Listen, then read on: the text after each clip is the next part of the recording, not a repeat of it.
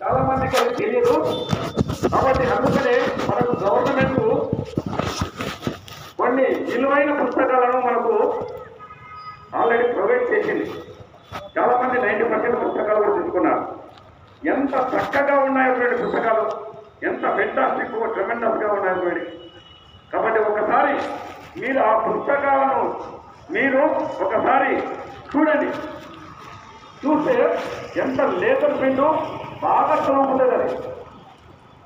For example బైపీసీలో biology అంటే body zoology రెండు కలిపి 85 మార్కులు పెట్టారు.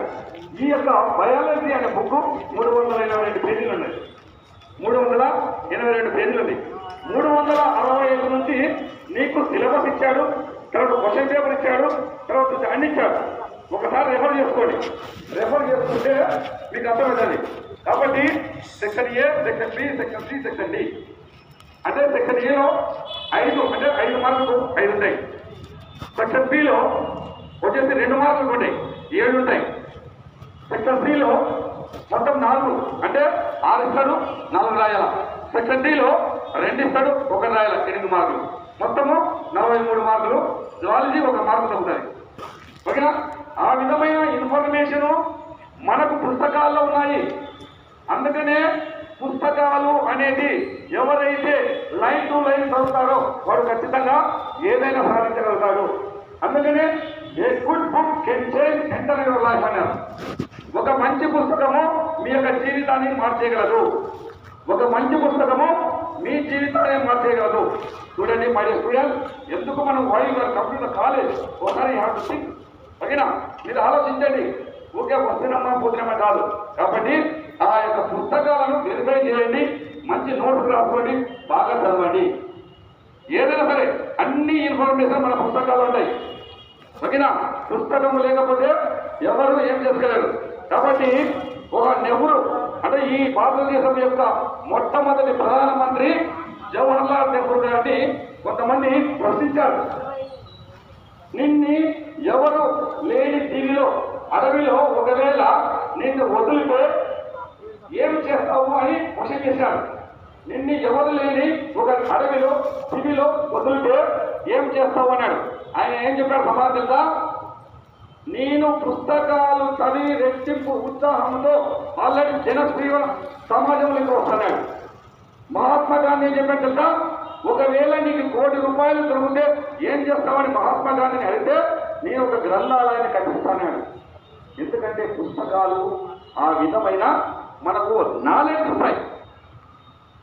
అల్లతప్ప జ్ఞానము ఎందుకు సరిపోదు? ఎందుకంటే దిస్ ఈజ్ కాంపిటీషన్ వరల్డ్. ఇది పోటీ ప్రపంచం. చూడండి, ఇప్పటి నుంచే గట్టి పునాది వేస్తే ఖచ్చితంగా నువ్వు ఇలాంటి కాంపిటీషన్ ఇలాంటి పోటీని నువ్వు ఎదుర్కోగలవు. ఎవరికి తీసుకోకూడదు. అందుకనే పుస్తకంతోనే జ్ఞానవంతులు ఎవరు కాదని చెప్తున్నాను. ఎవరైతే ఒక క్రమశిక్షణ ప్రకారము, ఒక పట్టుదలతో, ఒక ఉంకు సంకల్పంతో, ఒక దృఢ సంకల్పంతో చదువుతే ఖచ్చితంగా వాడు భవిష్యత్తులో ఉన్నత శిఖరాలను ఖచ్చితంగా ముద్దాడే రోజులు ఖచ్చితంగా ఉంటాయి. కాబట్టి మరి డిసిప్లిన్ మెయింటైన్ చేసి చదువుతుంది. ఈ కళాశాలలో ఎవరు, ఎందుకంటే చాలా మంది కొంతమంది చెడగొట్టడానికి ట్రై చేస్తారు, కొంతమంది చెడగొట్టడానికి ట్రై చేస్తారు. వాళ్ళు వెలికి రాగడమే వాళ్ళ యొక్క పని. కాబట్టి ఆ యొక్క చెడ్డ వ్యక్తులను దూరం పెట్టండి. అందుకనే మంచి పౌరుడు మంచి రాజ్యాన్ని సృష్టిస్తాడు, చెడ్డ పౌరుడు చెడ్డ రాజ్యాన్ని సృష్టిస్తాడని క్రీస్తుపురం 4వ శతాబ్దంలోనే మనకు అరిస్టాటిల్ అనే వ్యక్తి రాజకీయ శాస్త్ర పితామహుడు చెప్పినాయంటే చూడండి, ఒకసారి అర్థం చేసుకోండి. మై డియర్ స్టూడెంట్, మీ పని మీదే. ఓకేనా? కాబట్టి ఇటువంటి రూల్స్ అండ్ రెగ్యులేషన్స్ పాటించి రోజు ఒకరు జీకే బిట్టు అడగండి, న్యూస్ చదవండి. ఓకేనా? ఏదైనా ఇంపార్టెంట్ డే కూడా మనం మాట్లాడదాం. ఓకేనా? Thank you. Attention! Standing. Attention! Lesson will begin.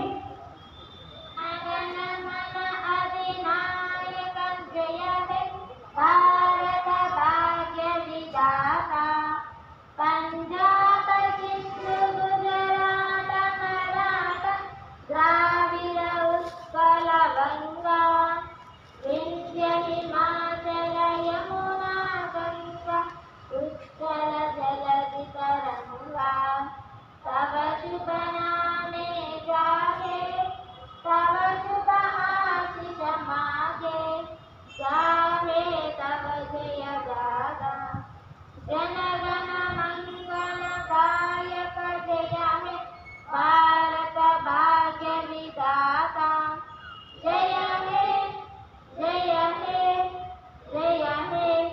జయ జయ జయ జయ హే. Assignment expert. స్టూడెంట్స్ ఈరోజు 4 to 5 యోగా క్లాస్ ఉంటుంది. ఓకేనా?